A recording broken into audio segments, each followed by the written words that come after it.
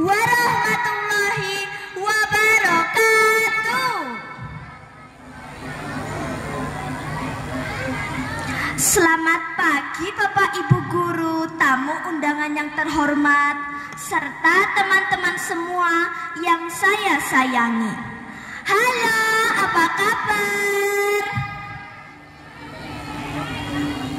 Alhamdulillah. Perkenalkan, nama saya Zamzam Panasa Jawa dari kelas 5C. Hari ini saya akan menceritakan sebuah kisah Nusantara yang berjudul Kawah Sikidang. Kawah Sikidang ini terletak di dataran tinggi Dieng yang terkenal sangat indah. Ternyata di sana ada cerita menariknya juga loh. Pasti teman-teman tertarik untuk mendengarnya, bukan? Begini kisahnya. Dahulu kala di sebuah istana yang megah, hiduplah seorang putri bernama Putri Sinta Dewi. Paras cantiknya terkenal seantero kerajaan, bahkan hingga ke negeri seberang. Banyak sekali kaum lelaki yang jatuh hati kepadanya seperti pangeran dan raja-raja. Namun tak ada seorang pun yang berhasil mempersuntingnya karena sang putri mengisyaratkan mas kawin yang jumlahnya tiada tara. Hingga ada seorang raja kaya raya bernama Raja Kidang Garungan tertarik untuk melamar sang putri. Pada hari yang ditentukan, Raja Kidang Garungan mengirim beberapa utusannya untuk menyampaikan lamarannya kepada sang putri.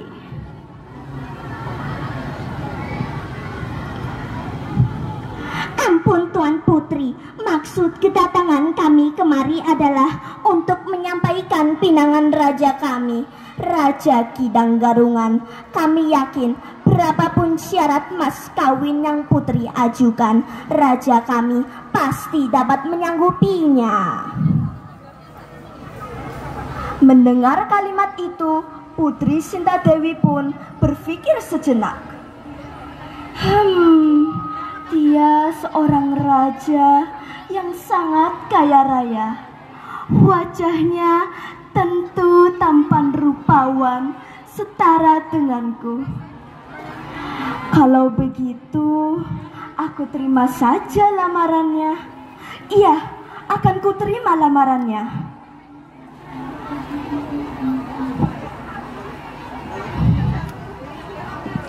Baiklah utusan Raja Kidang Garungan, saya terima pinangan rajamu.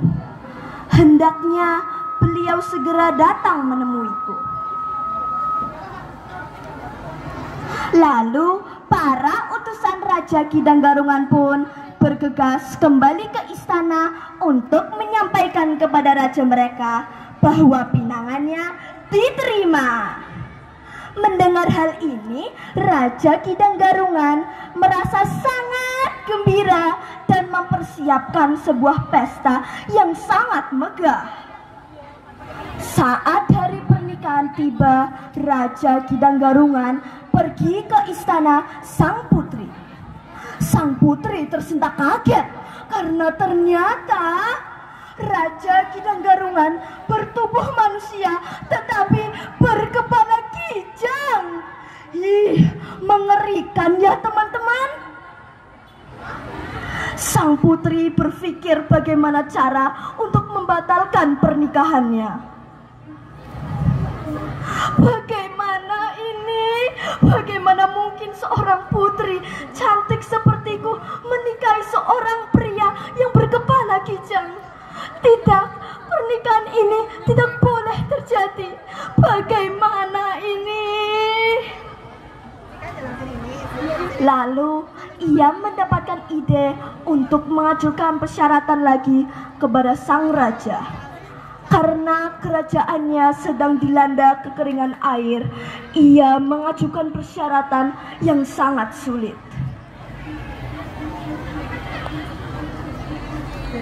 Kakanda, lihatlah wilayah kerajaanku ini yang dilanda kekeringan air. Banyak sekali rakyatku yang haus dan kelaparan. Bolehkah Adinda ajukan satu persyaratan lagi yang harus Kakanda penuhi jika ingin menikahiku? Adinda ingin dibuatkan sebuah sumur yang besar dan lebar. Tetapi ingatlah Kakanda, bahwa sumur itu harus dikerjakan oleh Kakanda sendiri tanpa bantuan siapapun. Bagaimana Kakanda? Apakah dirimu sanggup? Sang raja pun menyanggupinya. Pada hari itu juga Raja Kidang Garungan mulai menggali sumur di lokasi yang ditunjuk oleh sang putri. Ketika hari menjelang pagi, sumur yang sedang digali oleh sang raja hampir selesai. Hal ini membuat hati Putri Sintadewi panik karena ia tidak ingin menikahi seorang pria yang berkepala kijang itu. Ia pun menyuruh pasukannya untuk menimbun sumur yang sedang digali oleh sang raja. Sang raja kaget ketika melihat tanah dan bebatuan mulai menimbun tubuhnya. Boom, boom, boom. Sang raja merasa sangat marah dan hatinya terluka. Ia mendengar suara sang putri menyuruh pasukannya untuk terus menimbun sumur itu. Dengan mengerahkan kesaktiannya, timbullah ledakan yang dahsyat dari dalam sumur. Ketika melihat Raja Kidang Garungan mencoba keluar dari celah dalam sumur itu, pasukan Sintadewi terus-menerus melempar tanah dan bebatuan.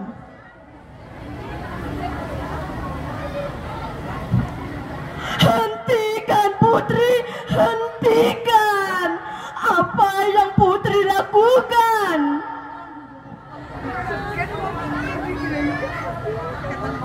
Walaupun begitu, pasukan Putri Sintadewi terus menimbunnya. Pada waktu itu juga Raja Kidang Garungan sempat mengucapkan kutukannya kepada sang putri.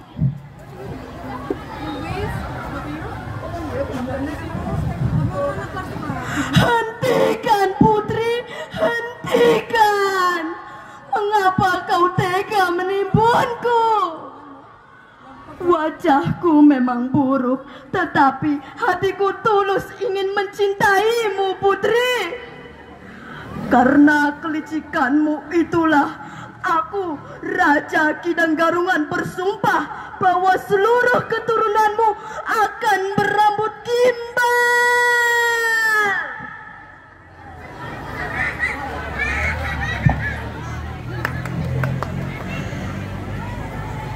Lalu sang raja tewas di dalam sumur yang digalinya sendiri untuk sang putri. Lama-kelamaan sumur yang meledak itu menjadi kawah yang panas yang sekarang dinamakan Kawah Sikidang. Tahu nggak teman-teman? Sekarang kawah itu menjadi tempat wisata yang banyak dikunjungi oleh wisatawan loh. Amanah yang bisa kita ambil dari cerita ini adalah semua janji yang telah kita ucapkan harus kita tepati. Hayo, ada yang tahu tidak? Dalam cerita ini siapakah yang ingkar janji? Iya, betul sekali. Sang putrilah yang tidak memenuhi janjinya. Jangan seperti itu ya teman-teman. Karena sekali engkau ingkar janji, engkau tidak akan dipercaya lagi. Sekian cerita dari saya. Terima kasih. Wassalamualaikum warahmatullahi wabarakatuh.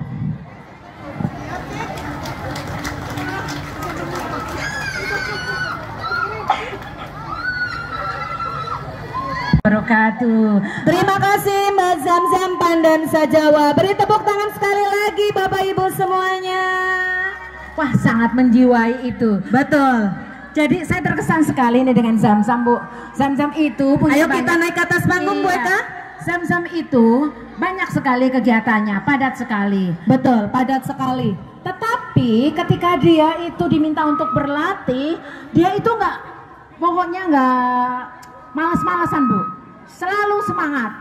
Iya. Misalnya belajar sampai malam pun dia mau. Iya, gitu. betul.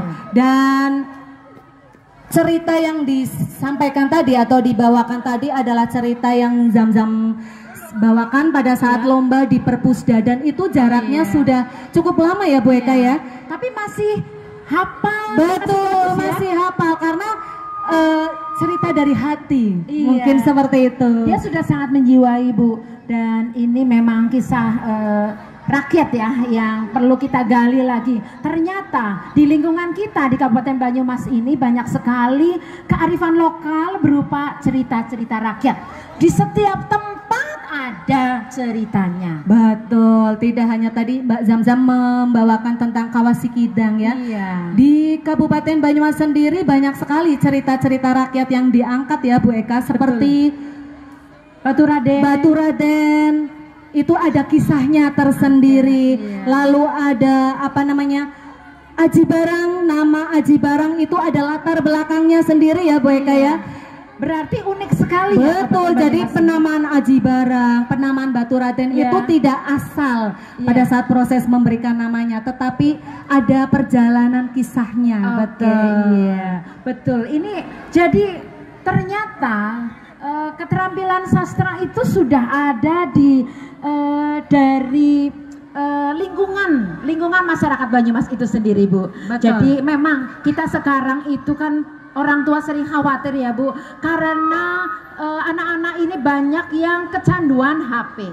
Nah, sehingga mereka kebanyakan jadi habitnya itu malas membaca, Bu. Nah, ini mungkin bisa menjadi momen untuk anak-anak meningkatkan kecintaannya terhadap buku. Betul sekali. Membaca, ya. Mengalihkan perhatian mereka dari gadgetnya masing-masing dengan memfasilitasi anak-anak kita dengan buku di rumah. Betul, itu sangat bijaksana sekali. Dengan buku maka kita menjadi lebih luas pengalamannya. Kemudian Bu Siwi,